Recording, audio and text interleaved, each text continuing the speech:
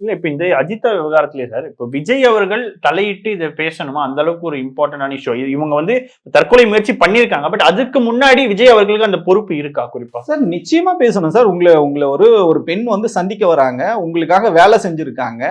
அவங்க உங்ககிட்ட ஏதோ ஒண்ணு பேசணும்னு வரும்போது, அப்ப நீங்க நாளைக்கு தமிழ்நாட்டு முதலமைச்சர் ஆயிட்டீங்க சார். முதலமைச்சர் ஆனா எளிய மக்கள் உங்களை எப்படி வந்து உங்களுக்கு அறியப்பட்ட முகம், உங்க கட்சிக்காக உழைச்சிருக்காங்க, உங்க ரசிகர் மன்றத்தில் இருக்காங்க, மக்கள் இயக்கத்தில் இருக்காங்க, உங்க கட்சியில நிர்வாகி இருக்காங்க.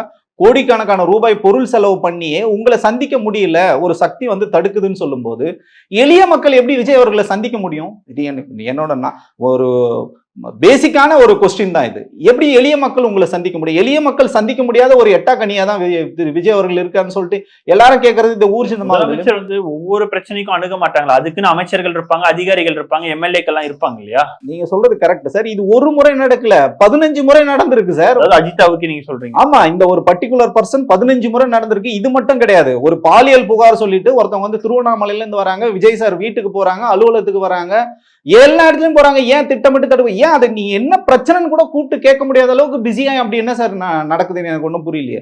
நீங்க இஷ்யூ ஆகாத வரைக்கும் பிரச்சனை இல்லை சார். ஒரு இஷ்யூ நடக்குதுன்னா குறைஞ்சபட்சம் நீங்க அட்ரஸ் பண்ணணும் இல்லைங்களா? சார் விஜய் அவர்கள் சமூக வலைதளங்கள்ல வரக்கூடிய விமர்சனங்கள் இது எல்லாத்தையுமே அந்த அளவுக்கு மைக்ரோவா பார்த்து ஒவ்வொரு கூட்டத்திலும் பேசிட்டு இருக்கல. அவருக்கு வந்து இந்த விஷயங்கள்லாம் தெரியாம தெரியாது சார். தெரியறதுக்கு வாய்ப்பே கிடையாது. இப்ப அவர் பேசுறது எல்லாம் பாத்தீங்கன்னா எழுதி கொடுக்கறது அவர் வந்து வாசிட்டு போறாரு. நான் என்ன சார், உங்க கண் முன்னாடியே ரத்தமும் சதையுமாக ஒருத்தவங்க நின்றுட்டு உங்களுக்கு வந்து பார்க்கணும்னு சொல்லும் போதே நீங்க சந்திக்க மாட்டேன்றீங்க. புசி ஆனந்த் சொன்னாதான் நான் பார்ப்பேன். புசி ஆனந்த் இது முடியாதுன்னு சொல்றதுனாலதான் இவ்வளவு பிரச்சனை.